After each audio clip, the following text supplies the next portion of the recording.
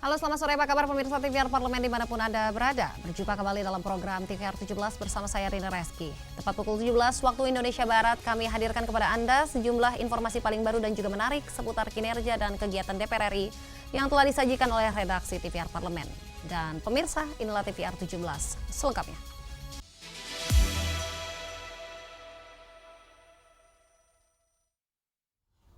Baik, kita awali berita sore hari ini dari tim pengawas haji DPR RI yang meminta imigrasi Indonesia memperketat pengawasan menyusul ditahannya 19 warga negara Indonesia oleh otoritas Arab Saudi karena diduga terlibat layanan haji ilegal dan juga pelanggaran keimigrasian lainnya. Sebanyak 19 warga negara Indonesia ditahan otoritas Arab Saudi karena diduga terlibat layanan haji ilegal dan persoalan hukum lainnya. Anggota Tim Was Haji DPR RI Rieke Diah Pitaloka meminta pihak imigrasi Indonesia memperketat pengawasan untuk mencegah kasus serupa terulang kembali, khususnya pada musim haji tahun ini. Rieke mendorong pemerintah segera mengesahkan peraturan presiden tentang tata kelola keimigrasian untuk menekan angka haji ilegal dan pelanggaran keimigrasian lainnya. Menurutnya, persoalan ini harus menjadi perhatian serius. Pasalnya, jumlah jemaah haji dari tanah air terus bertambah dari tahun ke tahun. Satu langkah penting adalah butuh segera disahkan setidaknya Perpres tata kelola keimigrasian. Artinya di dalam tata kelola keimigrasian itu juga untuk Indonesianya adalah salah satu hal penting untuk di dalam negeri kita terkait keimigrasian perbatasan dan keimigrasian daerah pariwisata. Tapi untuk imigrasi ke luar negeri ini juga menjadi penting, bukan hanya persoalan haji saja, tetapi juga adanya penguatan terhadap imigrasi kita untuk perlindungan warga negara Indonesia di luar negeri karena kita juga berhadapan dengan jejaring tindak pidana perdagangan orang. Hingga kini, 2 dari 19 WNI pelanggar aturan otoritas Arab Saudi tersebut telah dibebaskan bersyarat dan diizinkan melanjutkan rangkaian haji sambil menunggu perkembangan proses hukum. Rieke Diah Pitaloka mendorong penguatan koordinasi antar lembaga, termasuk Kementerian Haji dan Umroh, Imigrasi, serta aparat penegak hukum untuk mencegah terulangnya kasus serupa. Tim Liputan, TVR Parlemen melaporkan. Pemirsa, meski indikator kinerja utama Bank Indonesia mencapai angka tertinggi selama 5 tahun terakhir, Komisi 11 DPR RI meminta BI memastikan dampak ini benar-benar dirasakan masyarakat, terutama bagi pelaku UMKM. Sepanjang tahun 2025, indikator kinerja utama atau IKU Bank Indonesia mencapai angka tertinggi selama 5 tahun terakhir. Meski begitu, anggota Komisi 11 DPR RI Marwan Cik Asan meminta BI memastikan dampak ini benar-benar dirasakan masyarakat, terutama pelaku usaha mikro, kecil, dan menengah atau UMKM. Marwan menilai capaian ini menunjukkan kinerja BI berada dalam kondisi sangat baik. Namun ia menegaskan keberhasilan ini harus berdampak langsung kepada UMKM sebagai penopang perekonomian nasional. Karenanya ia mendorong BI menyiapkan langkah serius agar sektor UMKM mampu menopang sektor formal dalam meningkatkan pertumbuhan ekonomi nasional. Di pasal 35 maupun 36 itu sangat eksplisit ya bahwa BI punya tugas terkait inklusi keuangan yang utamanya dalam pemberdayaan UMKM kita. UMKM kita ini seperti jalan di tempat, malah seolah-olah mundur ke belakang, padahal berkali-kali gejolak ekonomi kita kan selalu terselamatkan oleh UMKM. Dan UMKM ini kan kalau dia bisa naik kelas, yang tadinya proporsi tenaga kerja kita itu 59% adalah sektor informal, tentu akan menjadi sektor formal. Dan ini kan tentu akan menjadi energi baru untuk pertumbuhan ekonomi kita, akan menjadi energi baru untuk penerimaan negara. Sektor UMKM dicatat telah berkontribusi lebih dari 60% terhadap produk domestik bruto, serta menyerap lebih dari 90% tenaga kerja di tanah air. Marwan menegaskan, capaian positif ini harus bisa memberi dampak nyata terhadap kesejahteraan masyarakat. Dodi Muharam, TVR Parlemen melaporkan. Badan Legislasi DPR RI menilai edukasi terkait batasan hukum tindak pidana korupsi yang telah diatur dalam Undang-Undang tentang Pemberantasan Tindak Pidana Korupsi masih belum masif, karena persoalan ini masih kerap menjadi polemik di masyarakat.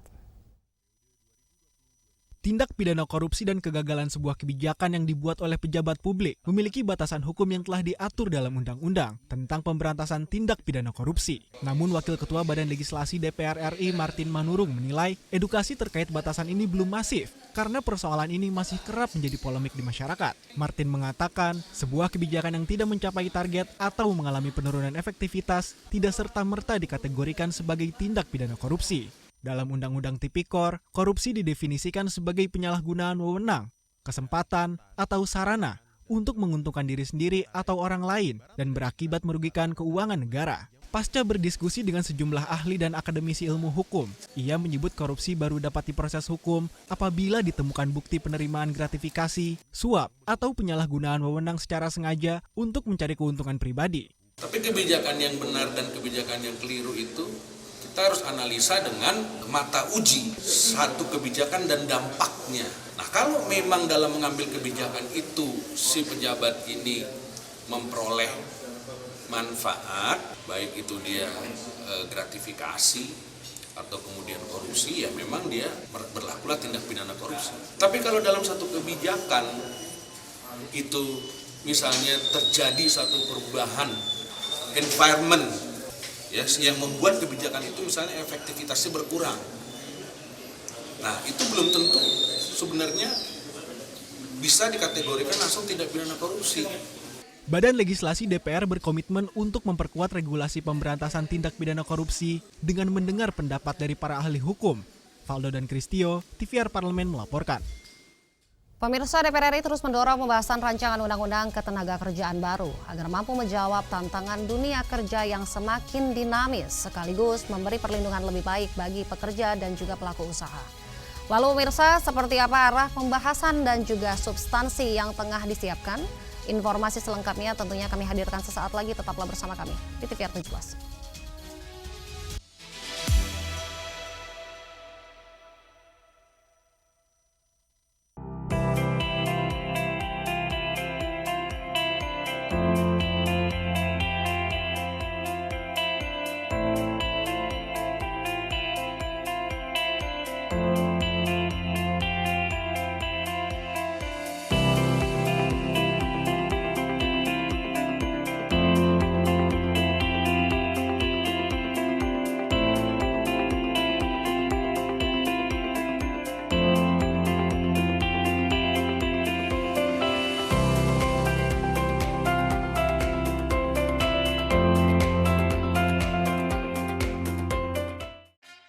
Yuk kita kenalan dengan anggota DPR RI periode tahun ini.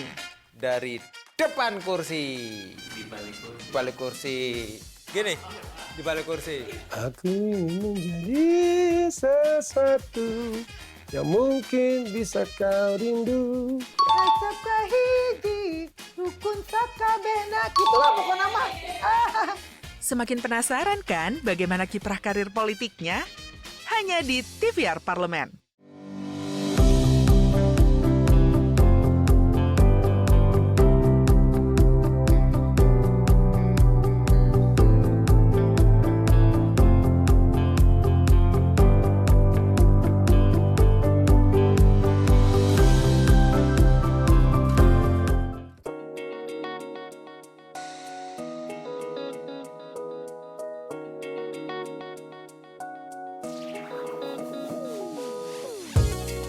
Kehadiran mereka tidak hanya mewakili suara perempuan, tetapi juga membawa perspektif yang beragam serta pengalaman hidup yang unik ke dalam proses pembuatan kebijakan. Saksikan Perempuan Parlemen hanya di TVR Parlemen.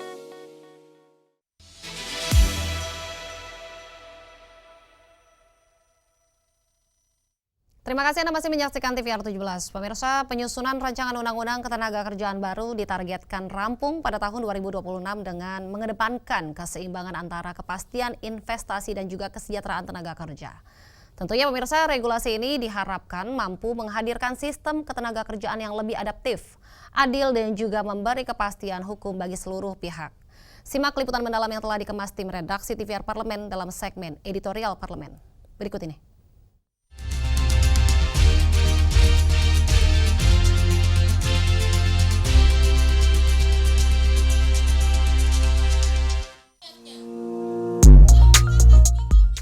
tuntutan upah layak, jaminan sosial, hingga penolakan terhadap praktek outsourcing, serta pemutusan hubungan kerja secara sepihak merupakan beberapa poin yang disuarakan masyarakat buruh pada aksi 1 Mei 2026 lalu. Pimpinan DPR RI menerima langsung aspirasi itu melalui forum audiensi. Sejatinya, tuntutan masyarakat buruh sejalan dengan keinginan pemerintah dan DPR.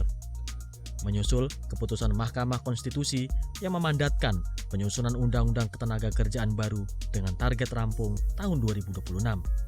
Wakil Ketua DPR RI, Sufmi Dasko Ahmad, memastikan penyusunan Undang-Undang Ketenagakerjaan baru akan melibatkan pihak Serikat Buruh Indonesia. Keterlibatan aktif buruh sejak awal pembahasan RUU menjadi kunci untuk melahirkan aturan yang dapat diterima semua pihak, sehingga meminimalisir gugatan uji materi terhadap undang-undang di MK. Aturan ketenagakerjaan lama yang diubah melalui Undang-Undang Cipta Kerja dinilai mengurangi beberapa hak pekerja, seperti mengurangi pesangon, mempermudah pemutusan hubungan kerja atau PHK, dan lebih memihak korporasi. Karena amanat dari putusan MK adalah kita harus membuat undang-undang ketenagakerjaan yang baru. Nah, ini kita serahkan yang masak teman-teman buruh. Nah, jadi kita tunggu, tapi pada prinsipnya pemerintah juga sudah minta bahwa sampai dengan akhir tahun ini itu undang-undang tenaga kerja harus selesai. Nah, itu tadi supaya kemudian undang-undang itu tidak mubazir, tidak digugat lagi ke MK. Ya monggo, ini teman-teman buruh yang masak, nanti kita bahas sama-sama dengan pemerintah dan DPR di sini. Timnya itu full, akan banyak memang teman-teman dari teman-teman pekerja yang kemudian aktif di situ. Nah, yang kemudian tadi yang kedua ketiga masalah upah buruh sistem outsourcing, juga pemerintah telah bersama-sama dengan kawan-kawan serikat pekerja telah meluncing Satgas mitigasi PHK dan kesejahteraan buruh mengenai masalah upah, mengenai masalah sistem outsourcing, kemudian masalah mengenai kalau ada yang mau PHK dan lain-lain itu bisa dibawa ke situ. Ada beberapa poin penting yang didesak untuk diatur dalam Undang-Undang Ketenagakerjaan baru. Di antaranya terkait aturan upah minimum, PHK, dan pesangon hingga peninjauan ulang jangka waktu kontrak kerja. Pengaturan mengenai upah minimum tenaga kerja menjadi sorotan Komisi 9 DPR RI dalam penyusunan Undang-Undang Ketenagakerjaan baru. Alasannya karena masih banyak terjadi ketimpangan upah pekerja antar wilayah. Misalnya saja di Jawa Barat yang memiliki 3 kabupaten namun memiliki upah minimum yang berbeda. Kabupaten Bekasi dan Karawang yang memiliki upah di atas 5,8 juta rupiah. Di sisi lain, Kabupaten Garut, Banjar, dan Majalengka memiliki upah minimum hanya kisaran 2,4 juta rupiah. Anggota Komisi 9 DPR RI, Neti Prasetyani menilai perlu adanya regulasi penyeimbang yang dapat mengurangi kesenjangan antar daerah. Kalau kita bicara tentang bagaimana menyeimbangkan, berarti dua kepentingan ini harus bisa terakomodasi. Kepentingan pengusaha atau pemberi kerja dengan kepentingan dan kebutuhan para pekerja. Ya. Keduanya harus bisa bertumbuh, keduanya harus bisa mendapatkan pelindungan yang sama. Ke depan memang harus ada sebuah skala pengupahan yang memang menghitung betul bagaimana kebutuhan hidup layak. Kenapa? Karena antara pekerja lajang dengan pekerja menikah, pekerja beranak satu, pekerja yang memiliki 2 anak, 3 anak, dan seterusnya, pasti kebutuhannya berbeda. Nah, skala pengupahan ini mudah-mudahan ke depan mulai bisa memotret seperti apa kebutuhan pekerja yang kemudian bisa dijawab oleh bantalan sosial lewat upah minimum. Pemerintah dan DPR telah sepakat Undang-Undang Ketenagakerjaan baru untuk selesai tahun ini. DPR membuka pintu lebar bagi semua pihak untuk memberikan masukan terhadap Undang-Undang Ketenagakerjaan. Pembahasan rancangan Undang-Undang Ketenagakerjaan yang berlangsung di DPR harus menjadi momentum untuk memperbaiki berbagai ketimpangan lama dalam dunia kerja, mulai dari kepastian status bagi pekerja kontrak, serta perlindungan bagi pekerja informal dan pekerja platform digital, seperti pengemudi daring dan freelancer. Melalui Undang-Undang Ketenagakerjaan baru, dunia usaha semestinya tidak lagi melihat pekerja atau buruh hanya sebagai faktor produksi, tetapi mereka perlu dilihat sebagai aset atau mitra strategis untuk mendongkrak pertumbuhan perusahaan. Kecelakaan kereta di Bekasi Timur pada beberapa waktu lalu menjadi perhatian serius Komisi 5 DPR RI untuk mendorong percepatan hasil investigasi sekaligus evaluasi menyeluruh tata kelola perkeretaapian. Informasi selengkapnya tentunya usai jeda, tetaplah di TVR 17.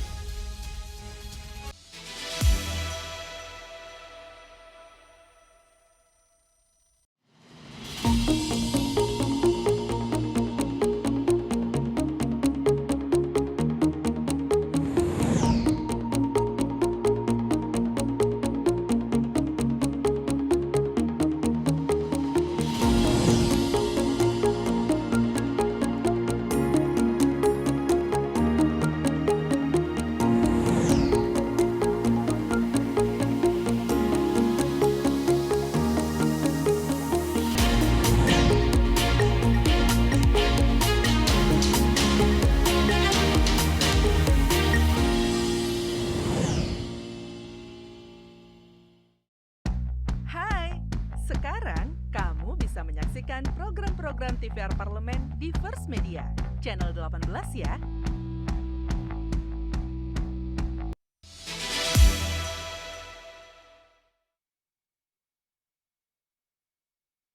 Kita kembali di TVR 17, pemirsa. Perbaikan tata kelola perkeretaapian dinilai perlu dilakukan, terutama pada aspek keselamatan, pengawasan dan juga penanganan perlintasan sebidang yang masih menjadi titik rawan kecelakaan.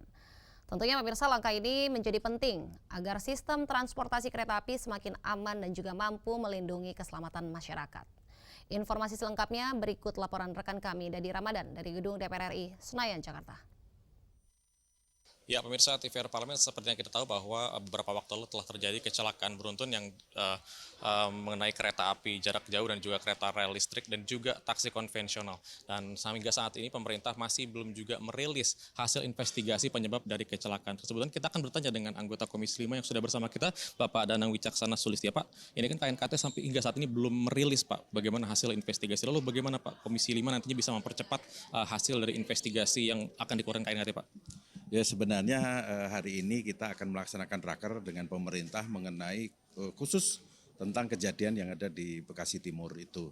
Ya, artinya dari sekilas bahan yang disampaikan oleh KNKT memang belum menyatakan hasil investigasinya belum selesai. Ya, artinya pada rapat ini kami di Komisi 5 juga sudah menyampaikan kalau memang ini harus dipercepat untuk proses investigasinya, yang artinya tidak dalam rangka mencari bagaimana siapa yang salah harus diapakan, tapi bagaimana kita nanti ke depannya untuk pensikapan-pensikapan agar tidak terjadi lagi kejadian seperti yang ini.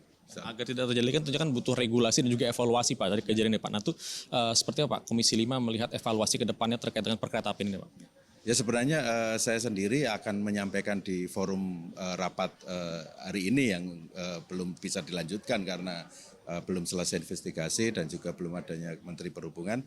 Yang jelas untuk khusus di Bekasi Timur, yang artinya sebelum terjadinya kecelakaan itu ada kejadian di perlintasan, artinya kami ingin segera mendorong pihak pemerintah karena pada saat setelah kejadian Presiden sudah melaksanakan bahwa sebisa mungkin seluruh perlintasan sebidang itu ditiadakan atau dienolkan, baik itu ditutup atau disikapi dengan perlintasan tidak sebidang, baik itu flyover atau underpass. Ini yang ingin saya kejar kepada pemerintah untuk segera diwujudkan melalui Kementerian Perhubungan, terutama di Dirjen Kereta Api. Nah, untuk ini kan single, tadi kan Bapak juga bilang sempat untuk Presiden Prabowo untuk menghimbau untuk menghilangkan single rail tadi, Pak, ya. Lalu juga kan ternyata di masyarakat juga melihat juga banyak, Pak, di jalan-jalan itu masih banyak yang palang pintunya belum layak, Pak. Nah, ini ke depannya apakah Komisi 5 akan memberikan dorongan untuk Kemenhub ataukah dari KAI seperti apa, Pak? Ya. Sebenarnya istilahnya bukan single rail ya Mas, perlintasan sebidang. Jadi rel dengan jalan raya itu dalam satu bidang. Artinya muncul perlintasan yang sebenarnya harus dijaga atau ada palang pintu. Jadi memang dalam kesempatan berulang-ulang, dan memang ini adalah amanat dari Undang-Undang tentang Kereta Api dari kalau salah 2007 ya. Coba nanti cek nomornya, yang jelas di situ memang mengenolkan perlintasan sebidang. Kalaupun memang harus ada perlintasan sebidang, harus menggunakan palang pintu yang memang proper dan menjaga keselamatan dari pengguna jalan raya. Ya, artinya kami selalu dalam membahas dengan Kementerian Perhubungan ini sebenarnya sudah berulang kali kami sampaikan, dan sebenarnya pada saat Presiden menyampaikan segera untuk diselesaikan perlintasan sebidang baik itu flyover atau underpass, dan dananya infonya pada saat itu Pak Presiden menyampaikan sudah dikirim segera untuk diberi kepada Kementerian Perhubungan. Ini kami mengejar untuk segera mungkin ini untuk segera dilaksanakan. Baik untuk sementara palang itu secara dengan pintu perlintasan, dan juga kami juga ingin menyampaikan ya janganlah ke depan-depan muncul lagi perlintasan-perlintasan liar yang itu sangat membahayakan bagi manusia atau masyarakat di sekitar perlintasan. Ya. Berarti kalau perlintasan sebidang tadi memang harus diwujudkan, itu sudah ada di undang-undang sebelumnya Pak? Atau memang harus direvisi atau ada evaluasi dari undang-undang nanti Pak? Tidak ada. Jadi di Undang-Undang Perkeretaapian 2007 itu memang muncul untuk meniadakan perlintasan sebidang, namun bukan meniadakan, artinya ada perlakuan di perlintasan sebidang untuk memperlancar kereta api dan juga keselamatan untuk pengguna jalan raya. Namun di situ muncul Permenhub yang menyampaikan bahwa tanggung jawab dari perlintasan disesuaikan dengan tingkat ruas jalan.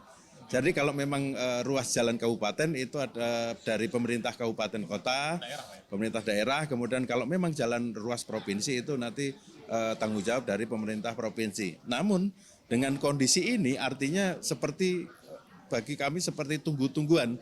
Pemkab seperti apa, Pemda seperti apa, pusat juga, nah itu bukan jalan kami. Artinya dari situ kira-kira yang kalau memang dilihat dari undang-undangnya bahwa itu adalah harus ada persikapan di perlintasan sebidang, baik itu dihilangkan atau dijaga, itu benar-benar peraturan dari Menteri Perhubungan ini segera direvisi. Apakah kalau memang instruksi dari Presiden untuk diambil alih pusat semua, silahkan itu semua harus dikerjakan oleh pemerintah pusat menggunakan APBN ataupun mekanisme keuangan lainnya. Baik, terima kasih banyak Pak Danang atas waktunya Pak. Selamat bertugas kembali Pak. Terima kasih. Dan pemirsa, itu tadi pembahasan kita bersama dengan Bapak Danang Wicaksana, anggota Komisi 5 DPR RI. Sekian dari saya dari Ramadan, kembalikan kami di studio. Selanjutnya pemirsa, apa saja yang menjadi sorotan di media online nasional pada sore hari ini? Tentunya usai jeda, tetaplah di TVR 17.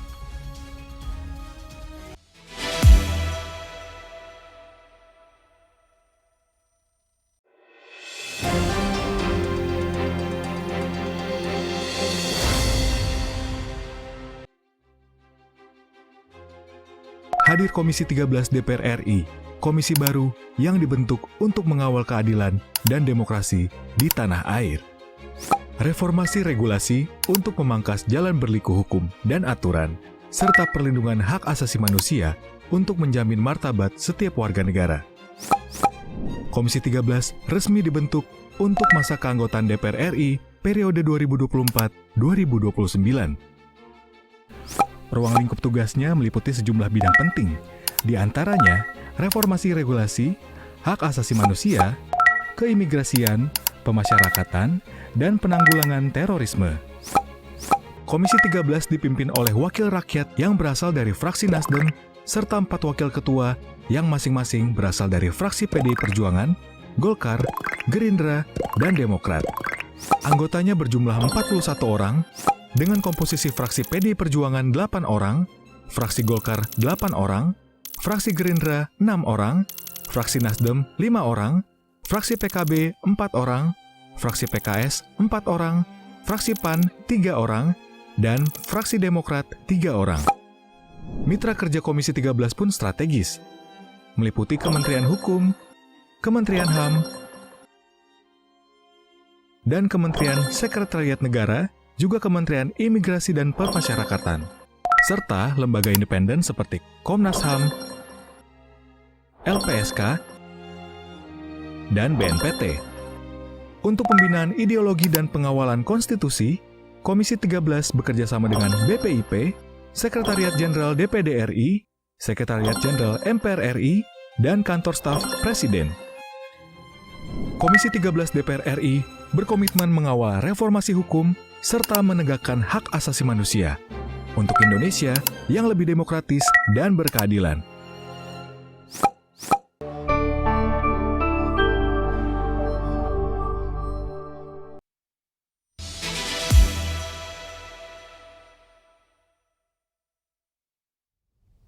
Kita kembali TVR 17. Pemirsa, kali ini kita masuk ke segmen media online nasional. Mari kita simak isu apa saja yang menjadi sorotan media serta tanggapan dari sejumlah anggota dewan bersama rekan kami, Zia Ulbar. Silakan Zia.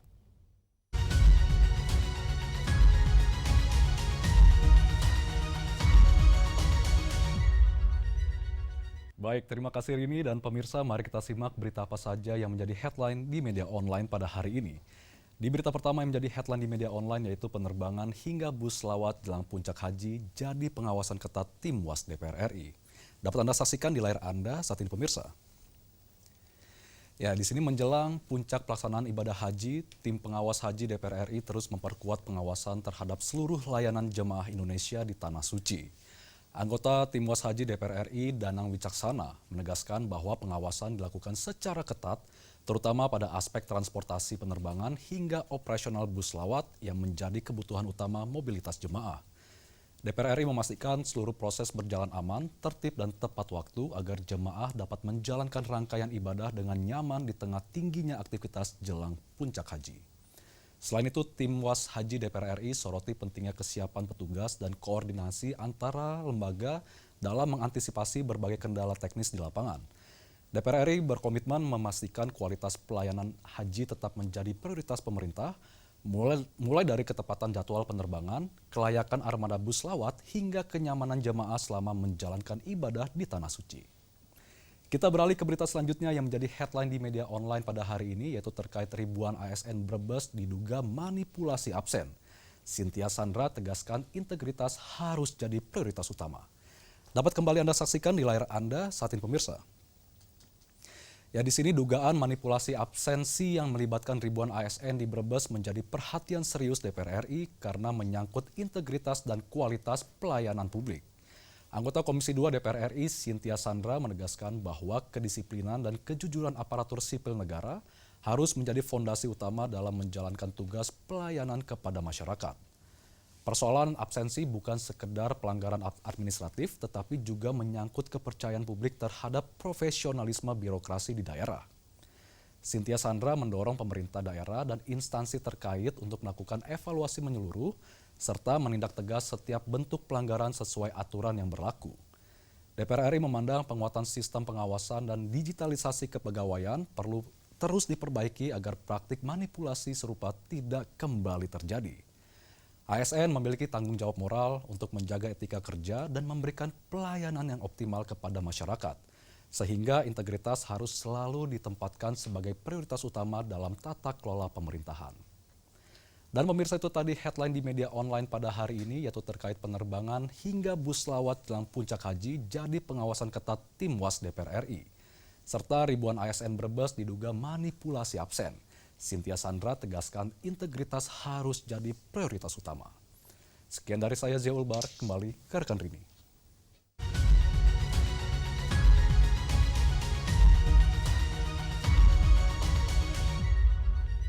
Baik, terima kasih rekan Zia yang telah menyampaikan sejumlah update sorotan dari media online nasional pada sore hari ini. Dan pemirsa, segmen media online tadi sekaligus menutup program TVR 17. Saya Rina Reski beserta seluruh kru TVR Parlemen yang bertugas mengucapkan terima kasih dan juga pamit undur diri dari hadapan Anda. TVR Parlemen, referensi Indonesia. Sampai jumpa.